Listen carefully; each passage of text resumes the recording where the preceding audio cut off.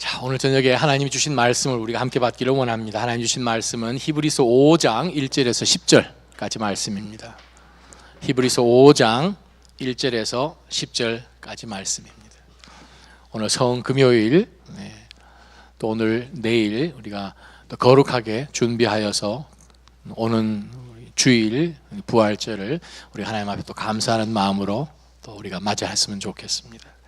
성금요일 말씀 히브리서 5장 1절에서 10절까지 말씀, 우리말 성경으로 먼저 한번 읽고 제가 오늘 저녁에 말씀 전해주실 목사님을 소개해 드리도록 하겠습니다.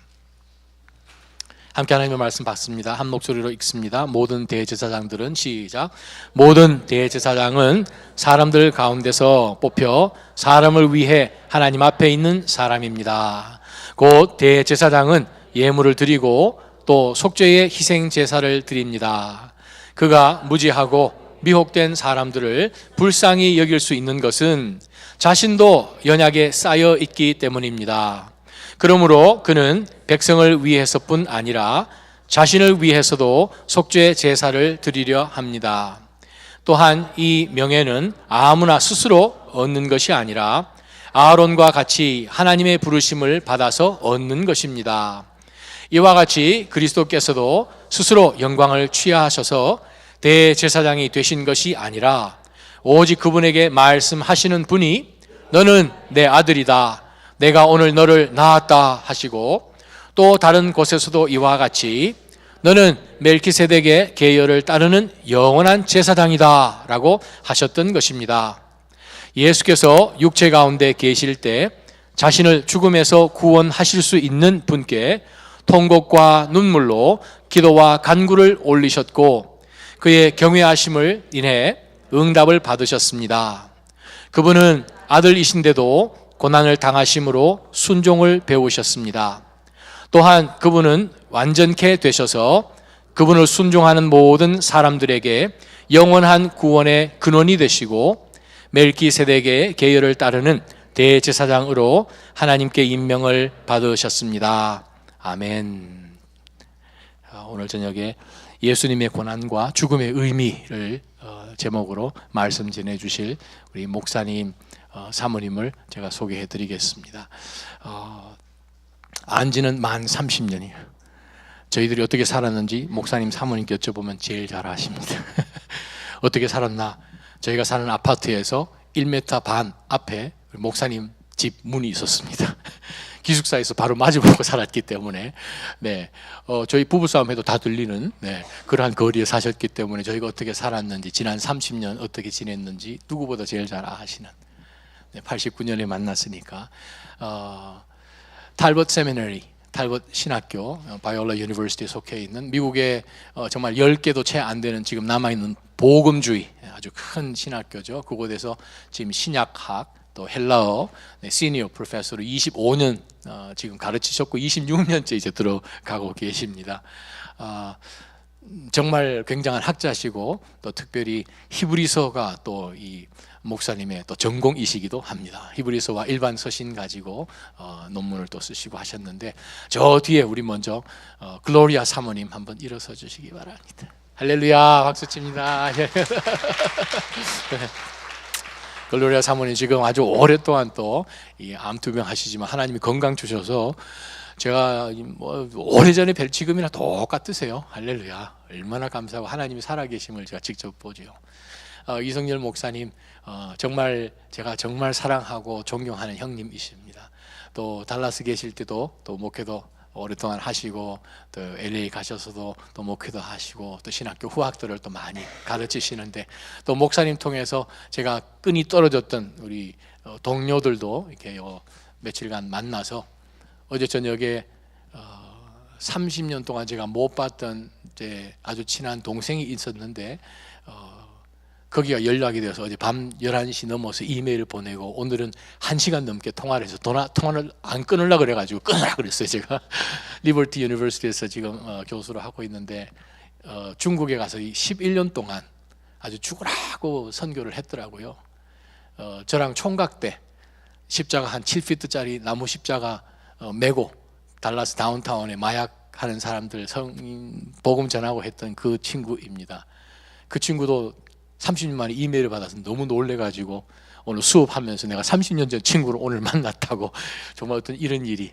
그래요. 오늘 전화 통화를 하는 가운데서 또 하나님이 그 목사님을 통해서 어떤 일을 지금 하고 계실지 지금 아주 그냥 비전을 나누면서 북한 그 사역하는 그것에 정말 굉장한 사역을 많이 지금 또 링크를 하고 아마 여기에 당장 아마 뛰쳐올 것 같습니다.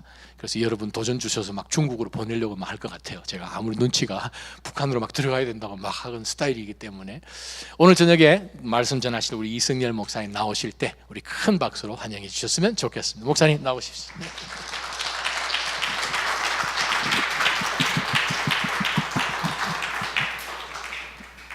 목사님 좋은 소개해 주셔서 대단히 감사합니다. 여러분 안녕하십니까? 우리 사든 캘리포니아에서 여러분께 인사드립니다. 여러분 우리 주님 안에서 여러분을 만나 뵙게 되고 또 이와 같이 하나님의 말씀을 여러분과 함께 나누어 가지게 됨을 참으로 기쁘게 생각합니다. 또 우리 정인원 목사님 이와 같이 저를 초청해 주시고 말씀을 전할 수 있는 이와 같은 기회를 주셔서 참 감사합니다. 우리 정 목사님께서 말씀하신 같이 저와 정인홍 목사님과의 관계는 한 1990년도 초반부터 이렇게 시작이 되지 않았나 이렇게 생각이 되는데 목사님께서는 89년이라고 하셨죠? 아마 목사님께서 맞으실 거예요. 제가 그때 당시에 그 Dallas Theological Seminary에서 이 박사 과정에 있을 때 정 목사님께서는 그때는 전도사님이셨죠.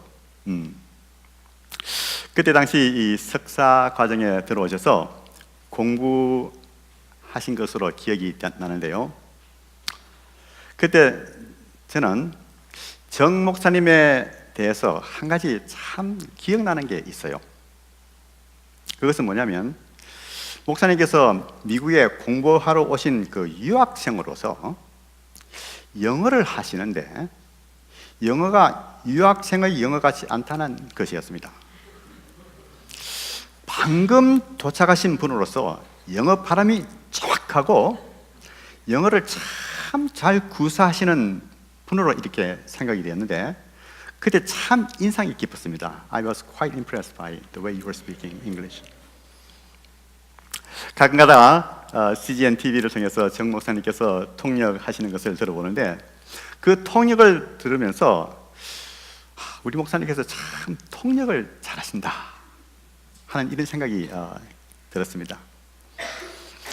그리고 또 우리 정 목사님 사모님, 사모님에 관해서 또 한 가지 기억나는 것이 있습니다. 목사님께서 말씀하신 것 같이 이 정 목사님들과 저희들은 같은 아파트 단지에서 살았는데요. 그런데 어느 날 같은 아파트에 살고 있는 그 유학생들이 서로 이야기하기를 정 목사님 사모님께서 토플 시험을 치셨는데 아주 높은 토플 점수를 받았다 하시면서 우리 정 목사님보다 더 높은 점수를 받았다고 칭찬하는 것을 들은 적이 있습니다. 목사님 맞습니까?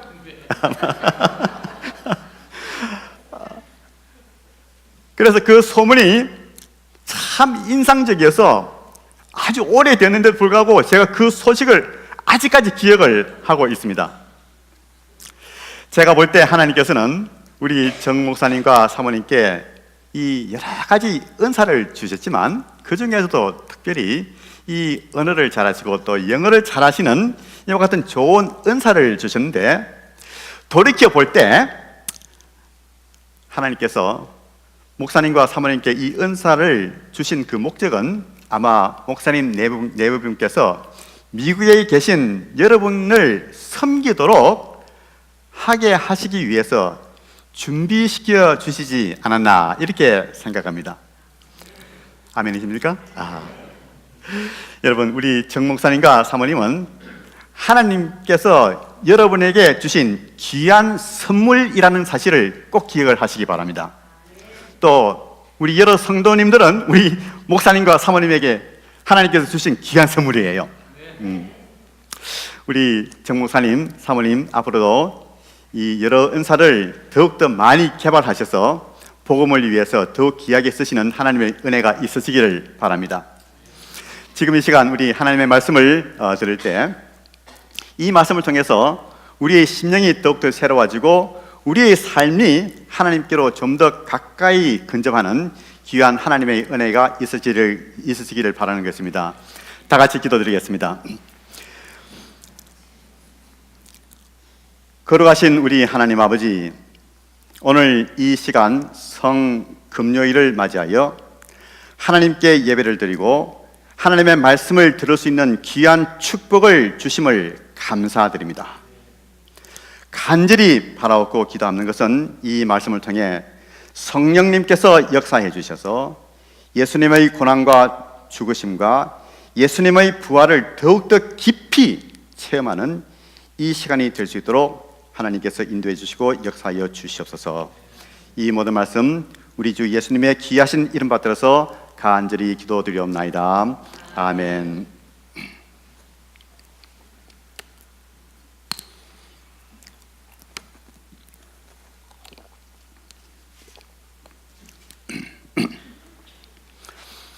오늘 이 Good Friday, 성금요일은 세계의 모든 기독교인들이 우리 예수님께서 고난을 받으시고 십자가에 못 박혀 죽으신 날을 기념을 하는 날입니다. 이 고난 주간을 생각하면서 오늘은 예수님의 고난과 죽음에 관해서 말씀을 나누어 보고자 합니다. 보통 우리가 예수님의 고난과 죽음에 대해서 말씀을 들을 때면 주로 마태복음, 마가복음, 누가복음, 요한복음을 통해서 말씀을 듣습니다. 그런데 우리가 히브리서를 읽고 깊이 공부를 해보면 이 히브리서에는 복음서를 빼놓고 다른 어떤 서신보다 더 많이 이 예수님에 대해서 자세히 묘사를 하고 있다는 것을 발견을 하게 됩니다. 히브리서 저자는 예수님의 그 신성과 인성 그리고 예수님의 그 생애에 대해서 신학적으로 아주 간략하게 잘 묘사를 하고 있는 것을 우리가 알 수 있는데, 여러분 우리가 히브리서 5장 1절에서 10절 말씀을 살펴보면 이 구절에서는 예수님의 그 고난과 죽음이 요약해서 기록이 되어 있는 것을 볼 수가 있는데, 지금 이 시간 우리가 읽은 이 히브리서 5장 말씀을 출발점으로 하여서 이 복음서를 살펴보면서 예수님의 그 고난에 대해서 잠깐 한번 공부를 해 보도록 하겠습니다. 이 히브리서 5장 1절부터 10절 말씀에서 히브리서 저자는 예수님께서 우리의 대제사장으로 활약하시는 데 있어서 필요한 자격과 역할에 대해서 말씀을 하고 있는데, 어떻게 서술을 하고 있는가 하면 예수님의 그 대제사장 직분과 레위의 그 대제사장 직분과 비교를 하면서 설명을 하고 있는 것을 볼 수가 있습니다. 먼저 5장 1절부터 4절 말씀에는 이 레위의 대제사장에 관해서 설명을 하고 있습니다. 그러면 구약 시대 때 레위의 대제사장의 직분과 자격은 무엇이었습니까?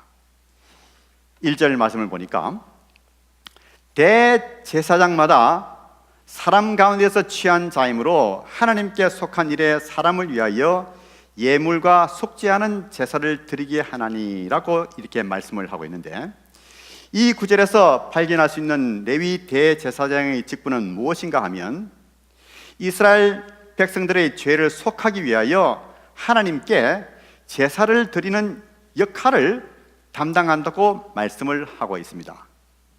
그 다음 2절부터 3절 말씀을 보면 저가 무식하고 미혹한 자를 능히 용납할 수 있는 것은 자기도 연약에 쌓여 있습니다. 이러므로 백성을 위하여 속죄제를 드린 것 같이 또한 자기를 위하여 드리는 것이 마땅하니라. 즉, 이 구절에서 볼 수 있는 레위 제사장의 역할은 이 연약함에 쌓여 있는 백성들을 이해해주고 용납해 줄 수 있는 것이라고 이렇게 말씀을 하고 있습니다. 왜 이와 같이 이해를 해줄 수 있는 아량이 있는가 하면 레위 대제사장들도 인간으로 죄가 있고 자기 자신들도 연약함이 있기 때문에 백성들을 이해를 해 줄 수 있다라고 이렇게 말씀을 하고 있습니다. 그렇기 때문에 다른 사람들을 위해서 제사를 드릴 뿐만 아니라 자기 자신을 위해서도 제사를 드려야 한다는 사실을 이 히브리서 저자는 말씀을 해주고 있는 것입니다. 그 다음 4절 말씀해 보니까 어떤 말씀이 있는가 하면 이 존귀는 아무나 스스로 취하지 못하고 오직 아론과 같이 하나님의 부르심을 입은 자라야 할 것이니라. 이 말씀에는 구체적으로 이 레위 제사장의 자격에 대해서 말씀을 하고 있는데 이 레위 지파 제사장의 자격이 어떻게 부여되었는가 하면 하나님께로부터 부르심을 받았기 때문이라고 말씀을 하고 있습니다. 우리가 구약 성경 말씀을 보면 하나님께서 제사장 직분을 위해서 레위 자손을 택하시고 또 구체적으로 출애굽기 28장 말씀에 보면 하나님께서 이 레위 자손 중에서 아론의 자손을 택하셔서 대제사장의 임무를 담당하게 하시는 것을 우리는 볼 수가 있죠. 이와 같이 하나님께서 부르시고 정하셨기 때문에 대제사장의 자격이 있고 또한 대제사장의 역할을 담당할 수 있다고 하는 것입니다. 히브리서 저자는 레위 대제사장 제도의 임무와 자격을 설명하고 난 이후에 이것을 바탕으로 하여서 이 5절부터 10절 말씀까지는 이 그리스도의 대제사장의 그 직분과 임무의 자격을 설명을 하고 있는데 먼저 5절부터 6절 말씀을 보니까 또한 이와 같이 그리스도께서 대제사장 되심도 스스로 영광을 취하심이 아니요 오직 말씀하신 이가 저러 이르시되 너는 내 아들이니 내가 오늘 날 너를 낳았다 하고 또한 이와 같이 다른 데 말씀하시되 내가 영원히 멜기세덱의 반절을 좇는 제사장이라 하셨으니 라고 말씀을 하고 있습니다. 무슨 뜻입니까? 좀 이해를 하시기가 힘드시죠? 이 구절에서 히브리서 저자는 이 5절에서 시편 2장 7절 말씀을 인용하고 또 6절 말씀에는 시편 110편 4절 말씀을 인용하여서 레위 대제사장들이 하나님께로부터 부르심을 받았듯이 우리 예수님께서도 하나님께로부터 부르심을 받았다는 사실을 이 구약 성경들을 통해서 우리들에게 알려주고 있는 것입니다. 그런데 히브리서 저자는 이 말씀을 통해서 레위 대제사장 직분과 예수님의 그 대제사장 직분이 그 차이를 말씀해 주고 있는데 그 다른 점이 무엇인가 하면 첫째로 하나님께서 레위 대제사장을 임명하실 때 이 맹세함으로 하지 않으셨다. 즉 다시 말해서 서약을 함으로 하지 않으셨다고 이렇게 말씀하시는데 이 예수님의 이 대제사장 직분은 하나님께서 맹세를 하심으로 이 서약을 통해서 임명을 하셨다고 이렇게 말씀을 하고 있습니다. 히브리서 저자가 인용하고 있는 시편 110편 4절 말씀을 보면 어떻게 말씀을 기록을 하고 있는가 하면 여호와는 맹세하고 변치 아니하시리라 이러시기를 너는 멜기세덱의 반차를 좇아 영원한 제사장이라 하셨도다. 이 말씀을 인용하시면서 히브리서 저자는 히브리서 7장 21절에 이르기를 레위 제사장의 직분은 맹세 없이 되었지만 예수님의 제사장 직분은 하나님의 맹세로 하나님의 그 서약으로 이루어졌음을 강조를 하고 있습니다. 그렇기 때문에 예수님의 그 대제사장 직분은 레위 대제사장의 직분보다 월등히 우수하다는 그 사실을 우리들에게 말씀해 주고 있습니다. 그래서 히브리서 7장 22절 말씀에서 히브리서 기자는 예수님은 더 좋은 언약의 보증이 되셨다. Jesus has become the guarantee of a better covenant 라고 기록을 하고 있는 것입니다. 두 번째 그 차이점은 무엇인가 하면 예수님의 그 대제사장 직분은 아론의 반차를 따르지 않고 멜기세덱의 반차를 좇아서 임명이 되었다는 것입니다. 다시 말씀드려서 예수님께서는 레위의 지파를 통해서 태어나지 않으시고 이 제사장 직분을 한 번도 맡아본 적이 없는 유다 지파를 통해서 태어나셔서 대제사장이 되셨다는 사실을 알려주고 있는 것입니다. 이와 같은 차이점을 통해서 히브리서 저자는 무엇을 강조를 하고 있는가 하면 신약 시대의 예수님의 그 대제사장 직분은 구약 시대 때의 레위 대제사장 직분보다 월등히 우월할 뿐만 아니라 우리 예수님의 그 대제사장 직분은 영원하다는 것을 우리들에게 알려주고 있는 것입니다.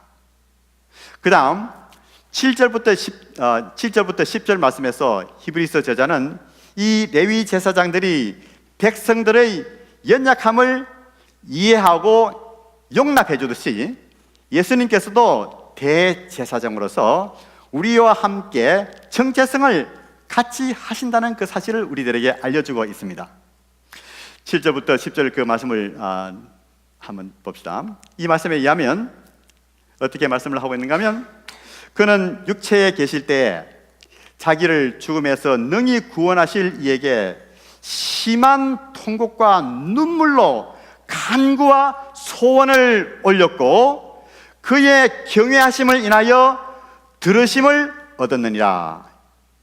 그가 아들이시라도 받으신 고난으로 순종함을 배워서 온전하게 되셨은즉 자기를 순종하는 모든 자에게 영원한 구원의 근원이 되시고 하나님께 멜기세덱의 반차를 좇은 대제사장이라 칭함을 받았느니라. 이렇게 말씀을 하고 있습니다.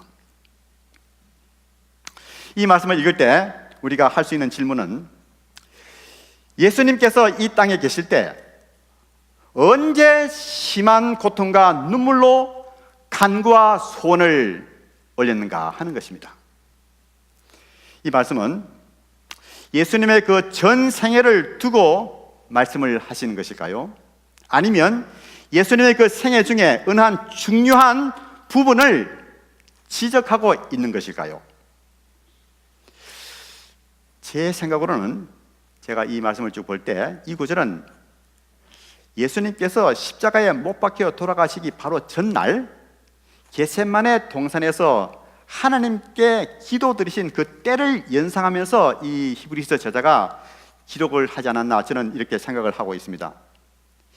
이 기록이 마태복음 26장 36절에서 46절에 나오는데요, 예수님께서는 십자가에 못 박혀 죽으시기 바로 전날 밤 제자들에게 말씀하시기를 내 마음이 심히 고민하여 죽게 되었으니 너희는 여기 머물러 나와 함께 깨어 있으라 라고 말씀을 하셨습니다. 그 후에 예수님께서 기도하시기를 내 아버지여 만일 할만하시거든 이 잔을 내게서 지나가게 하옵소서. 그러나 나의 원대로 마옵시고 아버지의 원대로 하옵소서라고 기도를 하셨습니다. 예수님께서는 이 기도를 3번이나 반복하셨습니다.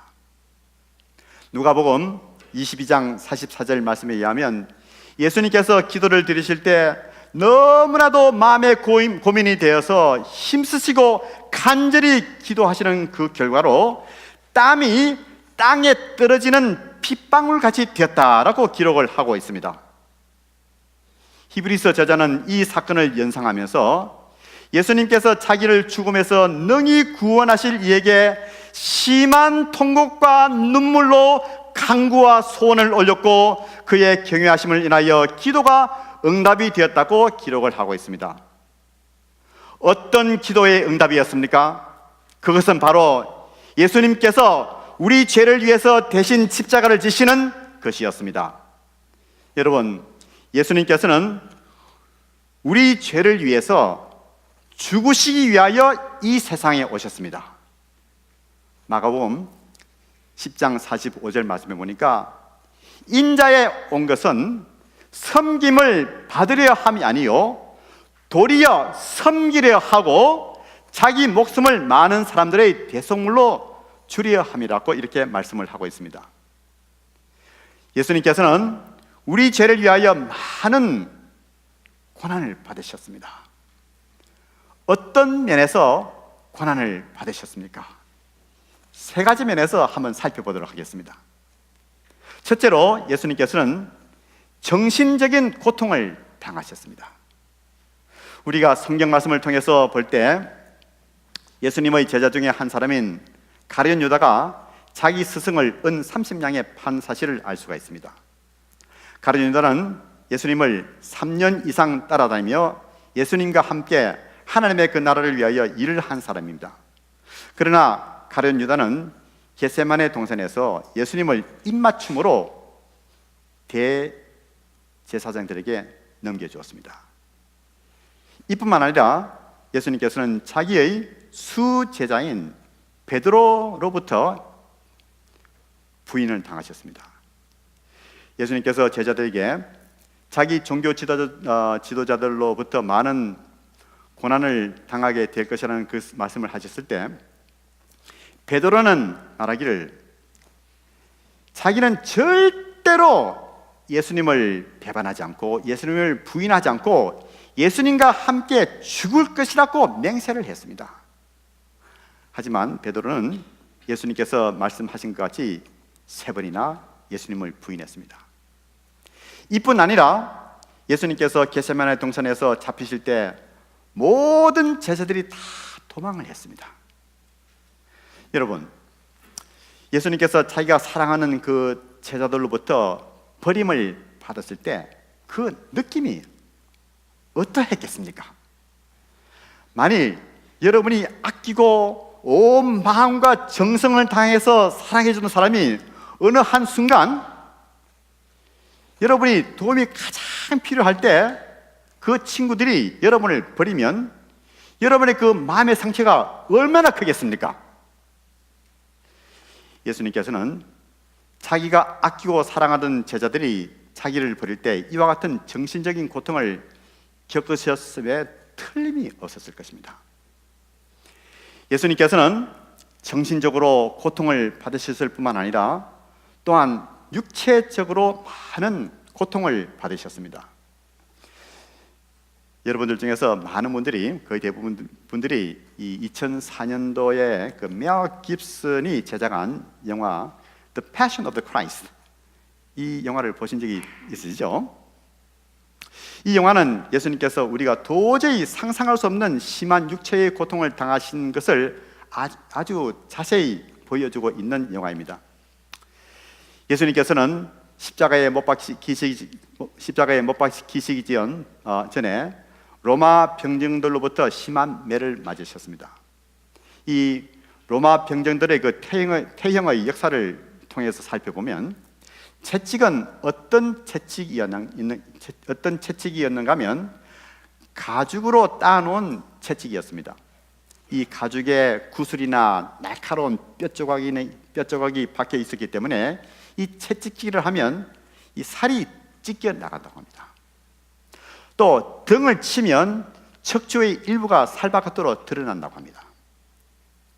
이 채찍질이 어깨에서부터 등, 엉덩이, 정강이까지 계속되었다고 합니다. 태형이 계속되면 피부 밑에 있는 골격까지 찢겨지게 되고 이 살이 피범벅이 되어서 덜렁덜렁 매달려 있게 된다고 합니다. 제3세기와 4세기의 그 역사가인 유시비어스의 그 증언에 따르면 이 태형을 당하는 사람들의 그 정맥이 살 바깥으로 나오게 되고 근육, 근골, 창자가 튀어나왔다고 기록을 하고 있습니다. 성경에서는 로마 병정들이 채찍질을 했다고만 간단히 기록을 하고 있지만 채찍을 맞는 예수님의 그 고통은 이루 말할 수가 없었습니다. 이와 같은 태형으로 인해서 예수님께서는 이미 많은 피를 흘리셨습니다. 기진맥진된 상태에 있게 된 것입니다. 채찍을 얼마나 많이 맞으셨는가 하면 보통 39대라고 합니다. 또 로마 병정의 기분에 따라서 더 맞을 수도 있다고 합니다. 그래서 예수님께서는 이미 이 하이포볼레믹 쇼크, 혈량성 쇼크라고 이렇게 말할 수 있죠. 이 하이포볼레믹 쇼크의 그 상태에 빠져 있는데 이것은 피를 많이 흘리고 나서 고통을 겪는 상태를 말한다고 합니다. 예수님께서는 이와 같이 로마 병정들에 의해서 많은 육체적으로 고통을 당하셨습니다. 로마 병정들은 또한 예수님의 머리에 가시관을 씌우고 유대인의 왕이여 하면서 예수님을 조롱했습니다. 유대인들이 예수님의 그 머리에 가시관을 씌울 때 어떻게 씌웠을까요? 가만히 머리에 씌운 것이 아니고 예수님을 꿇어 앉게 하여 머리에 가시관을 놓고 발로 그 가시관을 씌운 것으로 추측이 됩니다. 그 결과 예수님의 그 머릿속으로 가시가 깊이 들어갔습니다. 얼마나 괴롭고 아프셨겠습니까? 예수님께서는 이와 같이 우리의 죄를 위하여 고난을 받으셨습니다. 예수님께서 채찍질을 당하신 후에 예수님께서는 자기의 그 십자가를 지시고 골고다 동산으로 올라가셨습니다. 너무나도 많은 매를 맞고 피를 흘리셨기 때문에 기운이 다 빠지시고 더 이상 십자가를 지고 가실 수가 없어서 로마 병정들은 구레네오 시몬이라는 사람을 강제로 불러다가 예수님의 십자가를 대신 지고 가게 했습니다. 예수님께서는 마침내 골고다에서 십자가에 못 박히셨습니다. 우리가 보통 십자가를 생각하면 교회에 걸려있는 십자가, 많은 사람들이 목에 걸고 다니는 액세서리로 생각을 하는 경향이 있습니다. 그러나 십자가는 그때 당시에 가장 혹독한 사형틀이었습니다. 손과 발에 못 박히실 때 어떤 못을 썼는가 하면 약 5인치에서 7인치 하면 이만큼 됩니까? 되는 긴 못을 썼다고 이 학자들은 말하고 있습니다. 우리가 흔히 이해하기를 예수님께서 못 박히실 때 이 손바닥의 중간에 못이 박힌 것으로 이렇게 생각하는데, 이 전문가들은 말하기를 로마 병정들이 예수님의 그 손에 못을 여기다가 손을 박았다고 합니다. 그 이유가 무엇인가 하면 이 손바닥에 못이 박히면 그 손에 박힌 못이 몸을 지탱을 하지 못하기 때문에 이 손바닥이 찢어져서 몸이 땅으로 떨어져 버린다고 합니다. 그때 당시에 이 헬라어에서 손이라고 하면 이 손목도 이 손에 포함이 되어 있다는 사실을 우리는 기억을 해야 됩니다. 여러분, 예수님께서 십자가에 못 박히실 때의 그 고통을 한번 생각해 봅시다. 손과 발에 못이 박힐 때 이 손과 발로 연결하는 그 신경을 못이 짓눌러 버립니다. 얼마나 고통스러웠을까요? 여러분께서 이 부주의로 이 모퉁이에 이 팔이나 무릎을 딱 치면 어떤 고통을 느낍니까? 굉장히 아프죠. 왜 아픈가 하면 그것은 바로 이 민감한 이 신경이 ulnar nerve를 건드리기 때문입니다. 그 민감한 부분을 망치로 여러분 힘있게 한번 쳤다고 생각해 봅시다. 여러분 얼마나 아프겠습니까? 그 고통은 말할 수가 없겠죠. 여러분 우리가 이 영어로 이 excruciating pain이라고 하죠. excruciating pain. 이 excruciate라는 그 단어는 그 ex, x와 이 cruciate, 이 crucify의 두 단어가 합체된 말인데, 이 십자가에 못 박힐 때의 그 통증을 연상해서 이 뜻을 만들었습니다.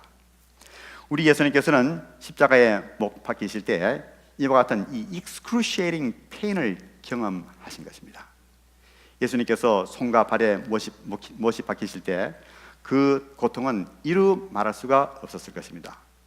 또 십자가 위에서 당하신 고통을 한번 생각해 봅시다. 예수님께서 십자가에 못 박히셨을 때 자기의 그 몸을 지탱하는 것은 이 손에 달린 못과 이 팔에 달린 못밖에 없었습니다.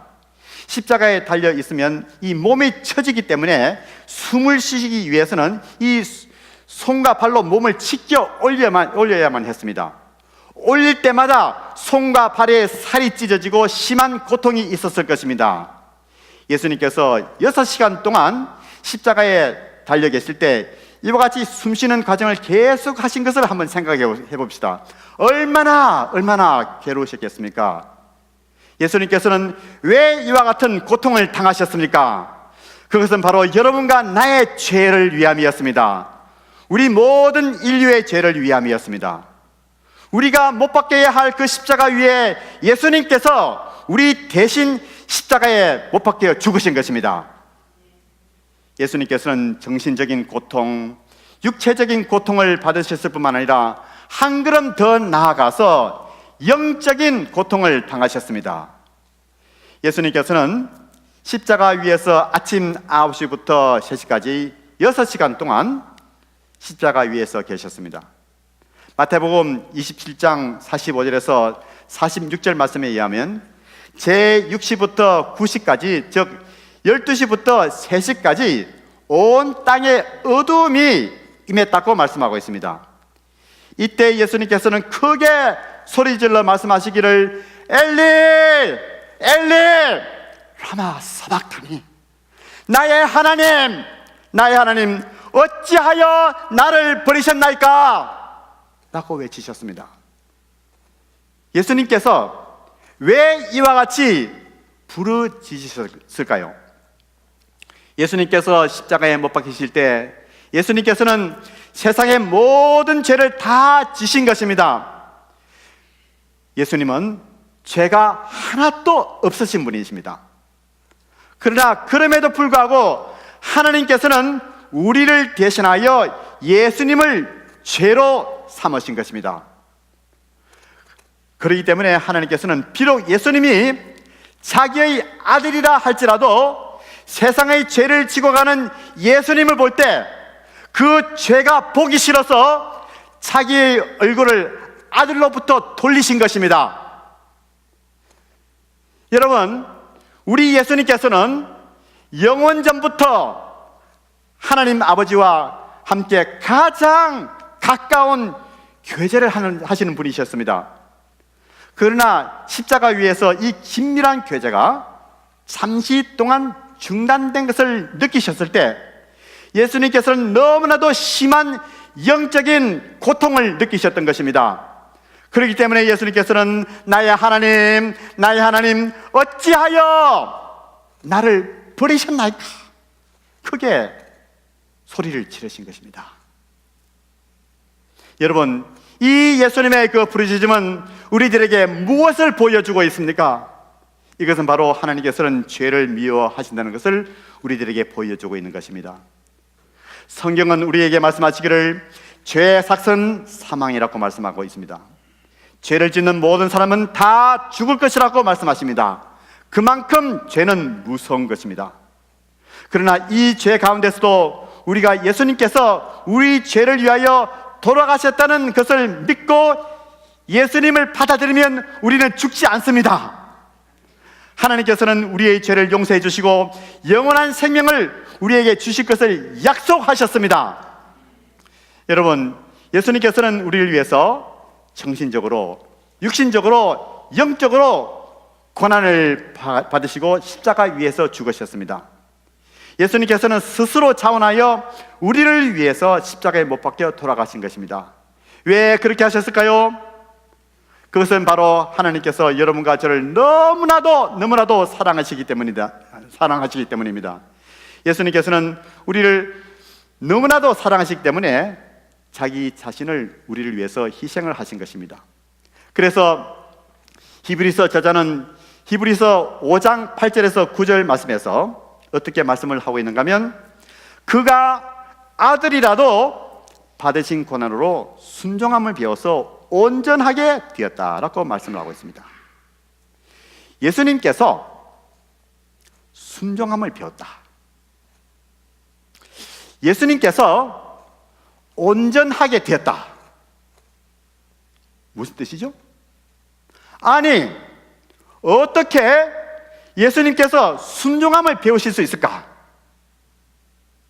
이 말은 예수님께서 불순종을 하셨는데 이 고난을 인해서 순종하는 아들이 되었다는 말인가? 나는 예수님이 하나님의 아들로서 또 자기 자신이 하나님으로 온전하신 분으로 이해를 하고 있는데 어떻게 히브리서 저자는 예수님이 온전하게 되었다고 이렇게 말을 하고 있는가? 이 말씀을 들으면서 우리는 이와 같은 질문을 하게 됩니다. 이해하기가 좀 힘들죠, 여러분? 여러분, 이 말씀에서 예수님께서 순종함을 배웠다라는 그 말은 이 불순종하면서 순종했다는 이런 뜻이 아닙니다. 우리 예수님은 하나님의 그 아들로서 언제나 하나님께 100%를 순종하신 분이셨고 또 100% 순종을 하시는 분이십니다. 이 말씀은 온전히 순종하신 하나님의 그 아들이 이 세상에 오셔서 이 구원의 역사를 이루시는 그 과정에서 순종을 온전히 이루셨다는 그 뜻이 있습니다. 즉 다시 말씀드려서 창세전부터 언제나 순종하신 예수님이 자기 자신이 죄가 없으심을 증명하시기 위해서 이 세상에 오셔서 순종을 완전히 경험하셨다는 것입니다. 이런 면에서 히브리서 저자는 예수님께서 순종함을 배웠다라고 말씀을 하고 있는 것입니다. 또 5장 9절 말씀에 보니까 온전하게 되었다 이렇게 말씀을 하고 있는데요, 이 말씀 역시 우리 예수님이 도덕적인 면에서 모자르거나 불완전한 분이라는 그런 뜻이 아닙니다. 히브리서 저자는 우리 예수님이 모든 면에서 죄가 없으신 분이라는 사실을 우리들에게 확실하게 알려주고 있습니다. 히브리서 4장 15절 말씀에 보니까 어떤 말씀이 있는가 하면 우리에게 있는 대제사장은 우리의 연약함을 체휼하지 아니하시는 자가 아니요 모든 일에 우리와 한결같이 시험을 받은 자로되 뭐라고 말씀하고 있습니까? 죄는 없으시니라 이렇게 말씀을 하고 있고, 또한 히브리서 7장 26절 말씀을 보니까 우리 예수님은 거룩하고 악이 없고 더러움이 없고 죄인에게서 떠나 계시고 하늘보다 높이 되신 자라고 이렇게 말씀을 하고 있습니다. 우리가 히브리서에서 예수님께서 온전하게 되시다는 것을 읽을 때 우리가 어떻게 이해를 해야 하는가 하면, 이 온전하신 예수님께서 대제사장의 역할을 감당하시기 위해서 하나님께서 말씀하신 모든 것을 100% 완성하셨다. 즉 다시 말씀드려서 죄 없으신 온전한 예수님께서 이 땅에 오셔서 하나님께 100% 순종하시고 100% 모든 것을 완성하셨기 때문에 대제사장으로 역할을 할 수 있는 완전한 자격을 구비하셨다는 말인 것입니다. 여러분 이해가 가시죠? 예. 어떤 면에서는 좀 이게 이해가 좀 힘이 들어요. 근데 여러분께서 이해를 하시니까 참 너무 참 감사하네요. 또 여러분 중에서 좀 이해하기 힘든 분들을 위해서 제가 예를 들어서 설명하면, 여러분들이 대부분 다 이 아이폰, 스마트폰 가지고 있지 않은 사람 한번 손 들어보세요. 다 가지고 계시죠? 자, 이제 이와 같은 이 전화기가 있기 때문에 우리의 삶이 얼마나 편하고 좋습니까? 제가 생각해도 이 아이폰, 아이패드나 이것도 없이 내가 한 20년 전에 어떻게 살았는가 하는 생각이 들기도 합니다. 여러분, 이 애플 컴퍼니의 팀 쿡이 이 전시회를 하면서 이 애플 워치나 아이폰 10 아니면 아이패드, 새로 나온 아이패드를 이제 소개할 때 이 새로운 이 물품들을 소개하는 그 목적이 무엇일까요? 그 프레젠트를 하는 목적이 이 새로 나온 이 아이폰 10이 작동이 되는지 안 되는지를 실험해 보는 것일까요? 아니면 이 최신형의 아이폰이 기가 막히게 놀라운 전화기이고 우리의 삶의 질을 한층 더 높여줄 수 있다는 것을 증명하기 위해서 프레젠테이션을 하는 것일까요? 물론 두말할 필요 없이 이 새로운 이 물품인 이 아이폰 10의 질이 다른 어떤 폰보다 좋다는 것을 증명하는 것이 이 전시회를 하는 그 목적이겠죠. 이와 마찬가지로 우리 하나님께서 자기 아들을 이 세상에 보내실 때 예수님이 온전하신지 아닌지, 죄를 지을 수 있는 가능성이 있는지 없는지, 예수님이 순종을 하시는지 아닌지를 시험하기 위한 것이 아니었고, 예수님은 죄가 없으시고 거룩하시고 온전히 순종하시는 분이시라는 것을 증명을 하시기 위해서 우리를 위해서 이 세상에 보내신 것입니다. 그렇기 때문에 예수님만이 온전한 하나님인 동시에 온전하신 인간으로서 우리의 그 죄의 문제를 다 담당하실 수 있고 우리를 죄에서 구원하실 수 있는 것을 보여주기 위한 것이었습니다. 그러면 예수님께서 고난을 당하시고 죽으심으로 어떤 결과가 나타났습니까? 히브리서 5장 9절 말씀해 보니까 예수님의 그 고난과 죽음으로 인해서 자기를 순종하는 모든 자에게 영원한 구원의 근원이 되셨다, 이렇게 말씀하고 있는데, 즉 다시 말씀드려서 예수님께서 우리를 위해서 십자가에서 죽으심으로 인해서 우리는 영원한 구원을 얻게 되었다는 것입니다. 여러분, 우리 예수님만이 길이요 진리요 생명이 되시는 분입니다. 예수님을 통하지 않고는 누구든지 하나님께로 나아갈 자가 없다는 사실을 우리는 깨달아야 합니다. 예수님의 십자가는 우리를 구원하시는 하나님의 능력이십니다. 이것이 바로 십자가의 의미인 것입니다. 사랑하시는 성도 여러분, 우리 예수님께서 십자가의 고난을 당하셨다는 그 말씀을 들을 때 여러분의 그 마음은 어떠하십니까? 기쁘십니까? 아니면 슬프십니까? Are you glad or are you sad at the news of suffering and death of our Lord Jesus Christ?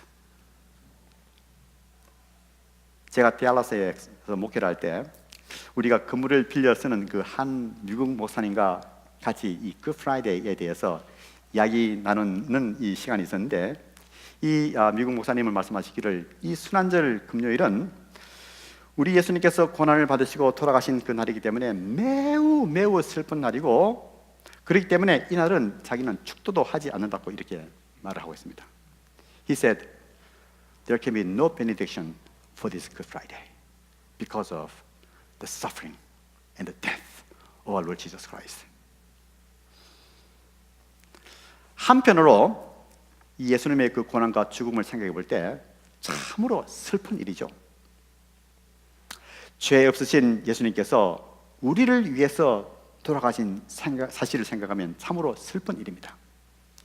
그러나 또 한편으로는 예수님께서 우리를 위해서 돌아가셨기 때문에 우리에게 죄 사함이 있고 구원함이 있고 영원한 생명이 보장되어 있는 것입니다.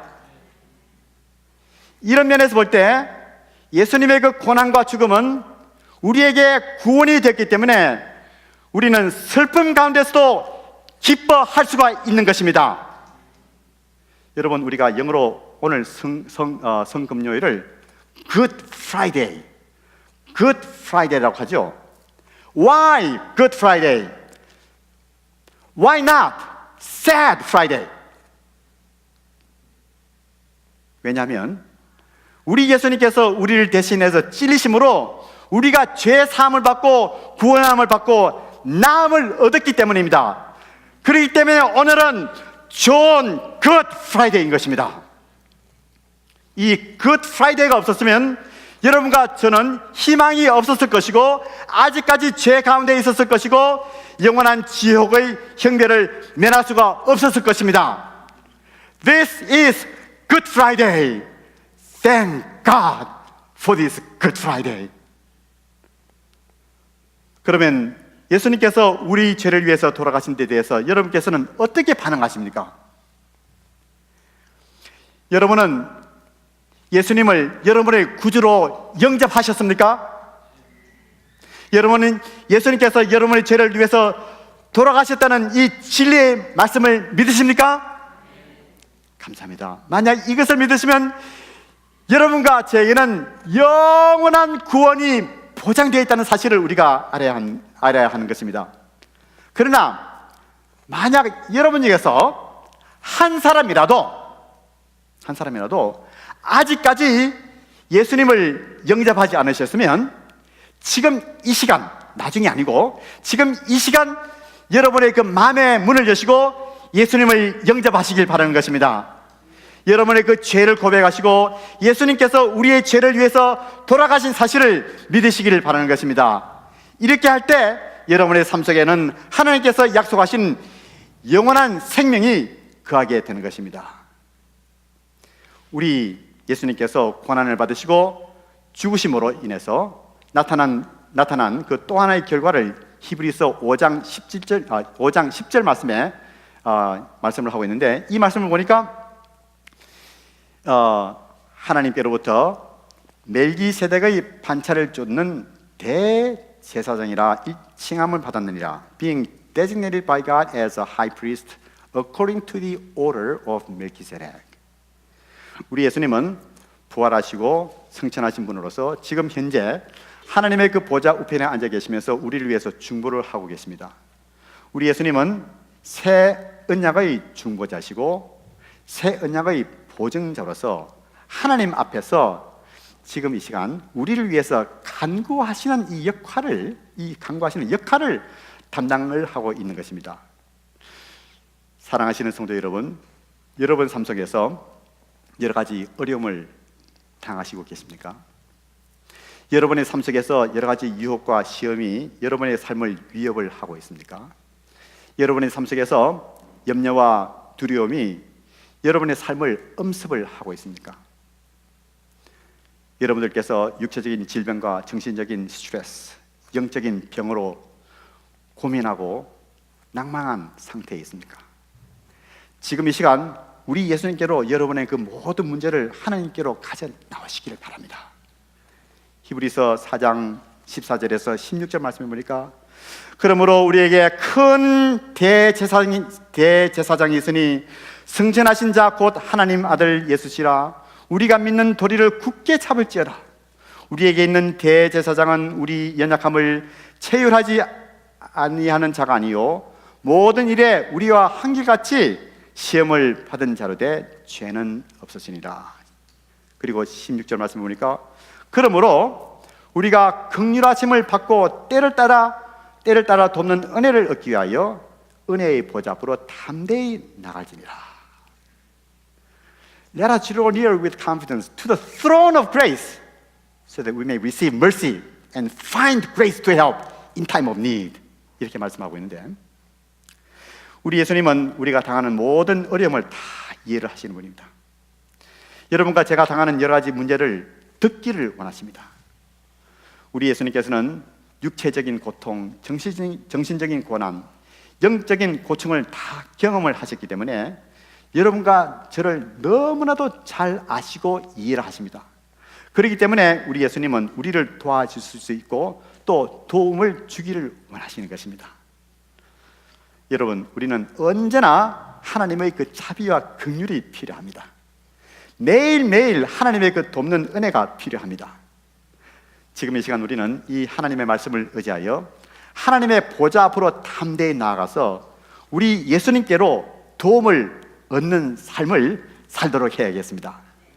이것이 바로 성금요일, 이 굿 프라이데이의 의미이고 이것이 바로 우리 예수님의 죽음과 부활의 진정한 의미인 것입니다. 우리 하나님의 그 귀하신 자비와 은혜가 여러분의 삶에 충만하시기를 우리의 그 대제사장이신 예수님의 이름으로 축원합니다. 다 같이 기도하겠습니다. 자비로우신 우리 하나님 아버지, 참으로 감사드립니다. 우리의 죄로 인해서 영원히 죽을 수밖에 없었던 우리를 예수님의 그 죽으심, 예수님의 보혈로 인해서 우리의 죄를 용서해 주시고 영원한 구원을 허락해 주심을 감사드립니다. 하나님 아버지, 간구하고 기도하는 것은 여기에 모이신 우리 귀한 성도님들 모두가 다 예수님을 믿고 모두가 다 구원에 이르는 은혜를 허락하여 주시기를 간절히 바라고 기도합니다. 또한 우리 믿음의 삶 속에서 우리 예수님만을 의지하고 매 순간마다 하나님의 보좌 앞으로 더욱더 가까이 갈 수 있도록 우리 성령님께서 우리의 삶을 인도하여 주시고 도와주시옵소서. 하나님 아버지, 지금 이 시간 동안 여러 가지 질병으로 어려워하시고 고생하시는 여러 성도님들을 위해서 기도드립니다. 우리 질병의 만병의 의사가 되시는 우리 예수님, 당신의 능력의 손으로 저희들을 어루만져 주시옵소서. 저희들을 고쳐 주시옵소서.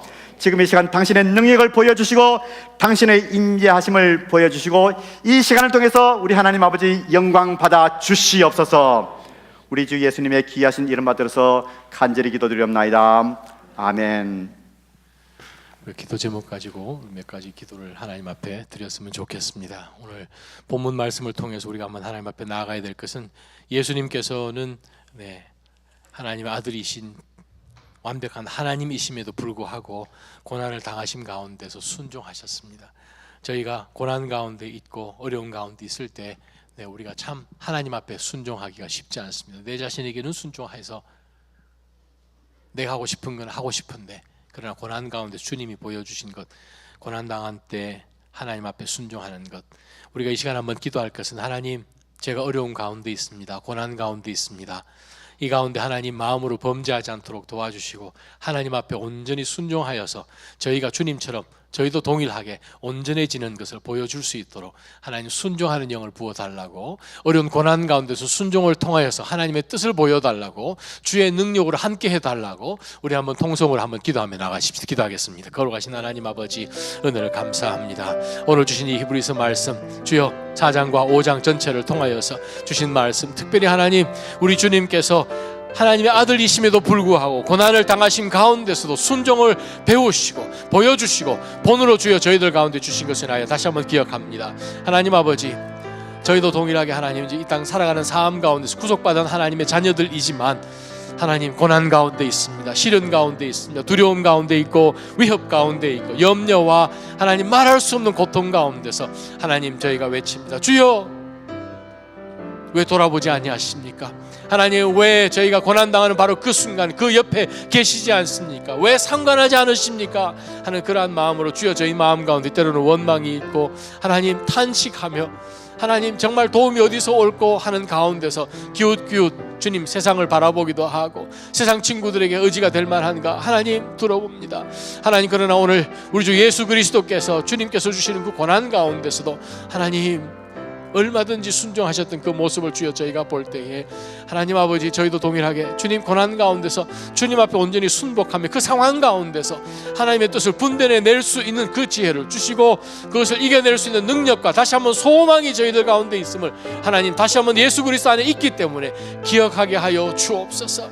하나님 아버지, 소망 없는 사람들처럼 울지 않게 도와주시고 낭망하지 않게 도와주시고 슬퍼하지 않게 도와주시고 죽음 앞에 절망하면서 소망이 없는 것처럼 생각하지 않게 도와주시고 영원한 하나님의 나라를 예수 그리스도를 통해서 우리 가운데 허락해 주셨으니 주여, 저희가 다시 한번 간구하며 주님의 옷깃을 붙드는 그러한 마음으로 힘을 다하여서 주님께서도 통곡하며 하나님 앞에 간구하셨던 바로 그분처럼 주여 저희도 다시 한번 주님 앞에 통곡하며 눈물로 기도와 간구를 올려드리는 기도의 사람들로 깨워 주시옵소서. 하나님 아버지, 저희가 영적으로 잠들었습니다. 하나님 아버지, 저희 신앙과 믿음들이 흔들흔들해집니다. 주여 저희를 다시 한번 붙들어 주시고 주님 믿음으로 엎드려 있게 하여 주옵시고 하나님의 그때까지 주여 저희가 기도하며 인내할 수 있는 그 믿음을 주여 저희들 가운데 허락하여 주옵소서. 하나님, 주님 앞에 다시 한번 순복합니다. 우리 내 자신의 나라는 그 모든 것들 다시 한번 우리 주 예수 그리스도의 그 십자가 앞에 다 내려놓고 하나님 무장해제하듯 주여 우리의 모든 가로막혔던 가드들을 다 내려놓고 하나님 아버지 다시 한번 주님의 능력으로 덧입히기를 간절히 소망합니다. 주여 저희를 불쌍히 여겨 주십시오. 주님 돌아보십시오. 하나님, 우리를 위하여서 모든 것 당하시고 하나님 죄가 없으신 분이시지만 주님 우리의 연약함을 동정하지 못한 분이 아니라 모든 면 가운데서 우리와 동일하게 시험 당하셨지 않습니까? 하나님, 저희가 정말 주님의 자비하심이 필요합니다. 자비하심을 얻고 필요할 때 도우시는 그 은혜를 얻기를 간절히 소망합니다. 하나님, 기도로 주의 그 은혜의 보좌 앞으로 담대히 나아가오니 하나님 저희들 가운데 은혜를 입혀 주십시오. 하나님, 그 십자가 위에서 말할 수 없는 그 은혜로 주여 모든 인류 가운데 부어주신 그 은혜를 하나님 아버지 오늘 이 저녁에 다시 한번 저희 가운데 부어주시고 다시 한번 주의 교회와 주의 나라를 꿈꾸며 나아갈 수 있도록 하나님 저희의 생애 가운데 성령을 부어 주옵소서. 우리 한번 이 시간에 기도하며 하나님 앞에 나아갈 것은 하나님 아버지, 우리의 자녀들 위해서 기도합니다. 차세대 위해서 기도합니다. 하나님, 그 어린 아이들, 우리 10대를 지나고 젊은 청년의 시기를 지나는 우리 젊은 아이들, 하나님 자신의 생각, 자신의 의지, 이성적인 판단들 그 모든 것을 먼저 십자가 앞에 내려놓게 도와주시고 세상과 타협하며 세상의 지식과 가치관들을 답습하며 그대로 세상의 폼을 따라서 컨폼 되지 않게 도와주시고 성령을 인하여서 속 사람으로부터 트랜스폼 될 수 있도록 주님 우리의 자녀들을 주님 붙잡아 주십시오. 저들이 세상을 향하여서 영들을 팔아보지 않게 해주십시오. 하나님 아버지 주여, 저들이 어려서부터 저들을 하나님 기도하고 말씀으로 가르치며 저들을 키워냈습니다. 어린 시기를 지납니다. 청소년의 시기를 지납니다. 청년의 시기를 지납니다. 하나님 우리의 자녀들 주님께서 정말 보호해달라고 우리의 자녀들을 위해서 또한 우리 교회에 만나존 조이존 드림존에 있는 우리 차세대를 위해서 우리 한 시간 한번 중보하며 나가십시오. 기도하겠습니다. 걸어가신 하나님 아버지, 우리 아이들 그래요 하나님, 우리 아들들 딸들 그래요 하나님, 이 우리의 자녀들을 하나님 앞에 다시 한번 의탁합니다. 주여, 십자가 앞에 다시 한번 저들이 이 굿 프라이데이의 의미가 무엇인지, 패션 위크의 의미가 무엇인지, 부활하신 우리 주 예수 그리스도의 그 부활의 의미가 진정 무엇인지, 하나님 저들 가운데 부활의 그 놀라운 의미가 저들 영혼 가운데 쑥 들어올 수 있도록 하나님 아버지 우리의 자녀들을 그렇게 주님 거둬 주십시오. 불쌍히 여겨 주십시오. 저들 생각 가운데는 하나님 세상에 재미난 것들이며 컴퓨터 게임이며 하나님 친구들과 어울리는 것이며 하나님 아버지 세상에 출세하고 공부하고 하나님 미래를 꿈꿔야 되고 얼마든지 돈을 벌어야 되고 세틀다운 해야 되고 가정을 세우고 자녀를, 하나님 이 모든 것 앞에 먼저 십자가를 붙들게 하여 주옵소서. 하나님 아버지 우리 아이들이 청년의 시기를 지나고 미래를 준비하고 학업 가운데 있고 열심히 공부하는 것이 물론 중요하겠죠. 그러나 하나님 아버지 먼저 여호와 하나님을 경외하는 가운데서 우리를 대신하여 주신 그 십자가의 능력을 기억하며 우리 주 예수 그리스도께서 바로 이 우리 아이들 한 사람 한 사람을 위하여 십자가 지셨다는 그 사건을 하나님 저들이 분명히 역사적으로 깨닫고 하나님 저들 앞에 다시 한번 십자가의 능력으로 주여 저들이 일어설 수 있는 영의 사람들로 기름 부어 주시옵소서. 하나님 우리 자녀들을 보호해 주십시오. 세상으로부터 저들을 막아 주십시오. 하나님 모든 세상에 엄청난 음습하는 그 가치관들로부터 주여 저들이 정말 분명히 성결의 영으로 구별되게 하여 주옵소서.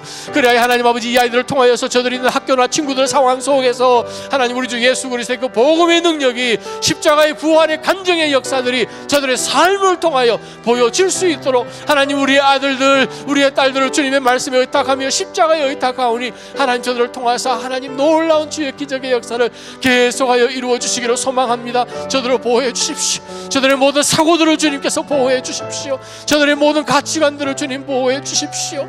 하나님 그리하여 주님 저들이 정말 이 험악한 세상 가운데서 하나님 정말 이 험악한 세상에 살아가고 있는 나시린처럼 하나님 주님을 위하여서 구별되어 있는 삶으로 보여지는 그런 직접 하나님 이 믿는 안 믿는 아이들이 볼 때에 정말 믿음의 사람들을 볼 수 있는 그런 귀한 아들들 딸들로 주님 기름 부어 주시옵소서. 하나님 그들의 삶을 통해 하나님 영광 받아 주십시오.